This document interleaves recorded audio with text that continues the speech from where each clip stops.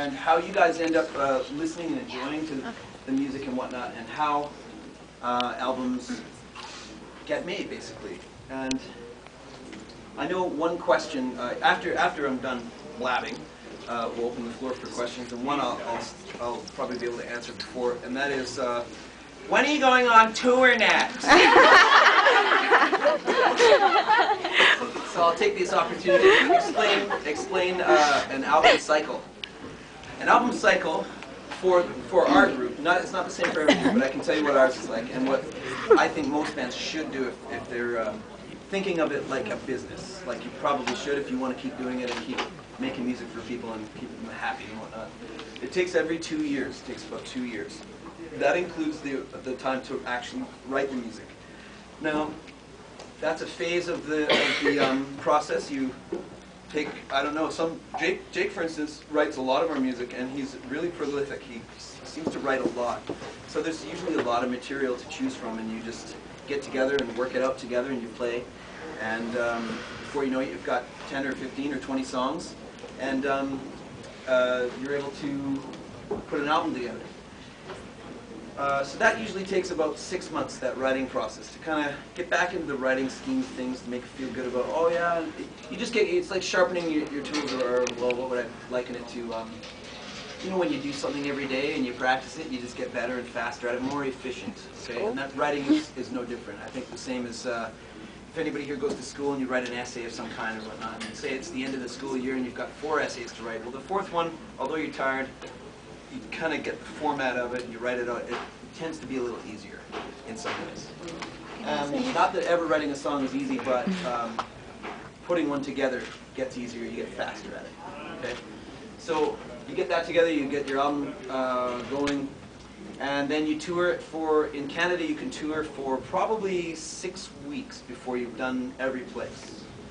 So think about that. If we were to do 1 tour of Canada every 2 years, that would be 6 weeks of shows. That's probably 1 in, well, the GTA's got it pretty good because you do Mississauga and Toronto and whatnot. You can catch a few shows with just a couple-hour drives. But Calgary, for instance, once every couple of years. You know what I mean? It's kind of in between. Vancouver gets it even worse for some reason. Wherever you're from, you play there the least at all possible. They hate us there. No, but, so do that. So.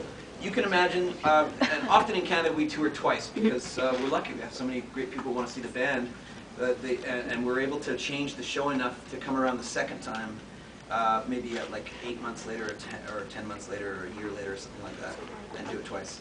But for the most part, you can expect to see your hard-working bands playing in your town once every 2 years, and that would be with supporting a new record. That's not that bad if you think about it, but you know. I know I'd like to see Led Zeppelin play every day, but you know what I mean? So, where was I? Okay, I wanted to share with you something we did about the music business and how you can basically get along with people in your attempt to be a good musician. You'll work very hard at your craft, and then when someone were to say not criticize it, but say something like, hey, love the record, we want to, okay, I'm talking in particular about a record company. If we get in with a US record company, for instance, I'll tell you the exact story instead of trying that. So we get in with this US record company, and we had this great song on our second record called For the Nights I Can't Remember.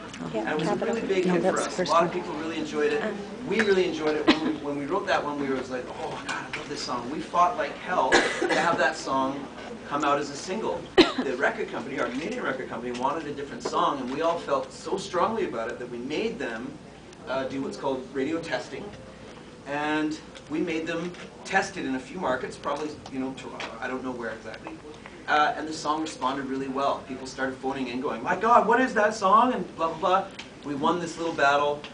We got the song released as a national single, and the rest is history. It became a really big hit for us. Lots of people got married to that song, and it was all that kind of stuff, the high school dance, one of those kind of things. It did really well for us, and so we, needless to say, felt very strongly about this song. Years later, what's the latest one called? The Show Must Go.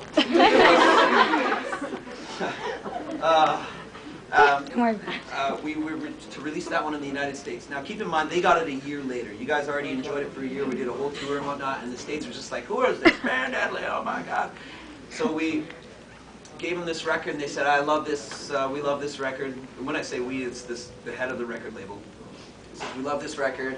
We just wonder if you could make a couple of the, a couple of the songs, they're never going to be singles, they don't work down in the States, this kind of stuff, so can you add a couple songs? We said, yeah, sure, no problem. But could you add this other song, maybe a bit different? We said, what are you talking about? Well, there's this one we heard on your second record called For the Nights You Can't Remember, and we said, well, yeah, you can throw that on if you want. Yeah, but we don't like it the way it is. I said the same thing, who did that? So our guys, our manager says, what do you mean? He said, well, it sounds a bit dated now. I said, well, it is kind of a classic song, isn't it? That's kind of the idea. Wouldn't that stand out? And they said, well, yes, I know what you're saying, blah, blah, blah, let's keep on talking. And eventually they get their way. So we said, well, what are we going to do about this? What do you want to do? And so our manager broke it to the band, and the band all did that sound again. Our baby, how could you not like our baby? It's like that. So we said, okay, well, let's calm down here. These people want this, and you know what, we're musicians, we can do this. It's just a song for God's sakes. Why not? Let's figure it out. So what we did was, what I'm going to play you in a minute. And what I wanted to talk to you about was my approach to it. I could have easily gone and said to them, I'm not doing it, this song was so great, and why, let's just write a new song or anything like that. But instead I said, you know what, here's a new challenge, let's play ball, guys, see what we can do. So we changed the time signature of it, we cut some of the parts out of it, and as a drummer, I said, okay, what can I do to this song to make people really dig it? What can I do that doesn't take away from the song, that allows the most amount of melody to soar? What can I do to make people want to walk down the aisle, or hold their first girlfriend in that terrible dance, the high school dance for the first time ever? That kind of thing. I was like, okay, what can I do? Well, it turns out the best thing to do is to do as little as possible. To take all of the things that I know, all of the things that I'm good at, and siphon that into the most profound and simple way I can explain myself. And if drums is a language, this language is just simply a really nice way of saying, I love this song and I love you and I just want to make it great. So here's me doing the most simple possible thing I could. And when I recorded it, we did not set this entire ridiculousness up. I think I had a snare, kick, and a hat. So basically the heart of the drum set is your big kick drum here, the snare drum and the hi-hat. And I think after one or two takes they made me add a tom and a cymbal, and I still managed to get away with hitting them only once. And it's a point of pride because in the end, that's all that I want to do, is provide for people a good way to sway, a good way to be able to dance. That's what people want, is to be able to dance to a song or to be able to feel that feeling in their heart. It just feels nice. And it's not about me showing off all the crazy drum fills I could do and all that stuff. And I think it takes a few years to get to that point in your playing, to be humble in that way. So I wanted to show you what 20 years of drumming can eventually get to, is playing this simply, okay?